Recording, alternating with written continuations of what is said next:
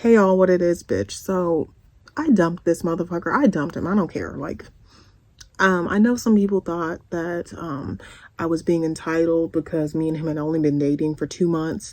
And I also got a lot of people who told me to drop his ass at the same time. So y'all, I took this week to talk to my therapist, my friends, my family, bitch, about this guy to get confirmation in my head, should I dump him or not?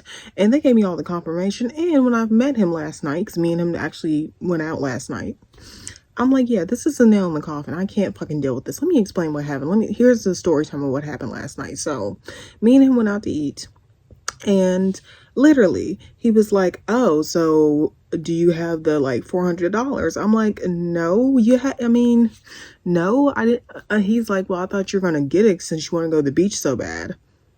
I thought that was our plan. I'm like, look, I thought about it some more, and yes, I do want to go to the beach, but you told me in the beginning of our relationship that you don't believe in 50-50, because y'all, he did say this, y'all. He said he did not believe in 50-50 relationships, and he didn't want my money. I said, look, you said both of those things in like the third or fourth date of us dating, you know what I mean? And he started saying, you know what, the difference is food. When we're going out to eat and when I'm just buying you a random gift, that's what I meant, not big things like going on vacation to the damn beach. That's what he told me. Then he starts to say, you're the one who wants to go to the beach and it's your birthday. I mean, I feel like it's your responsibility to pay. I'm like, look, I feel the complete opposite.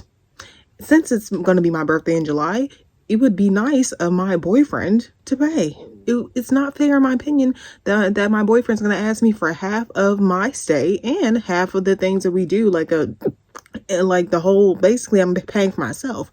That's why I said, I'm like, that's not fair to me. He's like, well, what, if you had a lot of guys pay for your vacations and hotel trips? I'm like, yes. He's like, well, that's ridiculous. You're very sheltered, Olivia, it sounds like, with your parents and with other guys. I'm like, well, yeah, I was. And I do expect that. And then he starts to say, well, I don't care. I could be madly in love with you and I'd still want you to pay for big things like a vacation.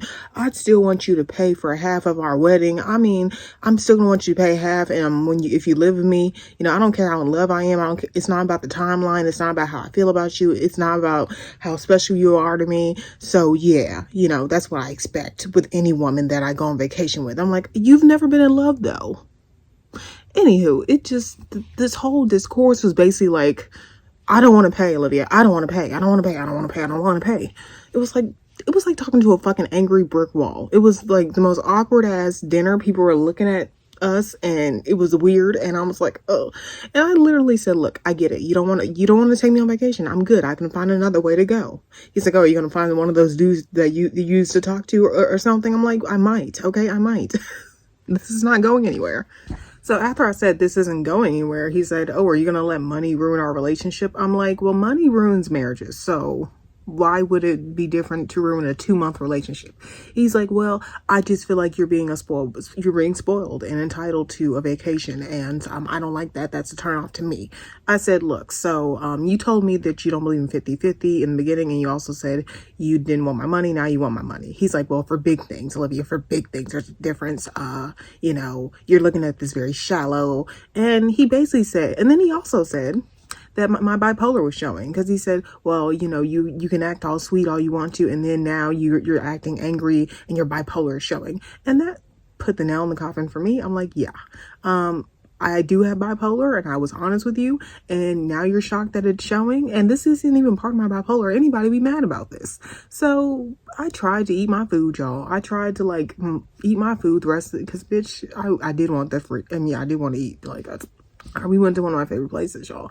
And then I started to ask him some more serious questions. I said, look, so if I were to get pregnant or something, would you not want me to be a stay-at-home mom? Would you want me to work throughout my pregnancy? He's like, well, yeah, I would.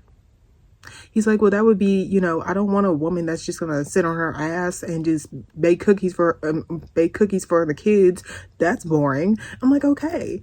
This is not going anywhere. We're really not compatible. Not even just about the vacation. It's about, I want to be a stay-at-home mom. And this is not going to happen with you. He's like, well, yeah, it's not. That shit ain't going to fly with me. He's like, you know what? And plus, I can't afford it, Olivia. I really cannot afford all this shit that you want me to do.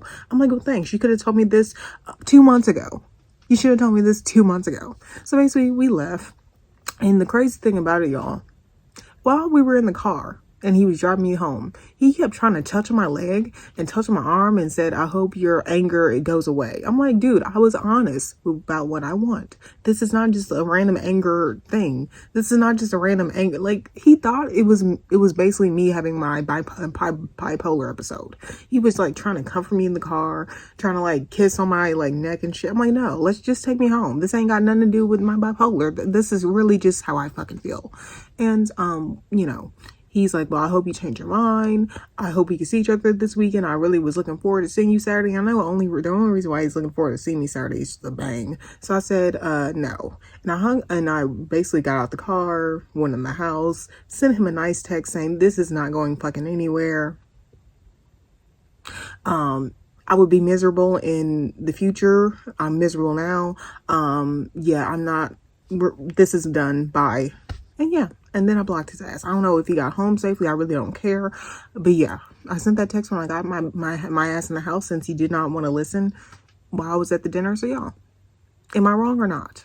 I mean, I don't think I'm wrong. It's just, you know, that shock of like dumping somebody. You feel guilty almost, even though they did you wrong, even though they led you, even though they told you that they got you, that they don't need your money. They'll make your birthday special just to be like this. It's just the initial shock, y'all. I'm like mad and also happy that I also let go of a loser. So, you know, anyway, y'all, let me know what y'all think about what happened. And yeah, I can't fucking believe this. I'm mad, giggling. I'm mad and also like happy that I dumped a loser. You know, it's like I'm mad at myself that I don't have anybody right now, but I am talking to different dudes. You know, bitch, I ain't gonna be alone the whole spring and summer, bitch. Okay, bye all.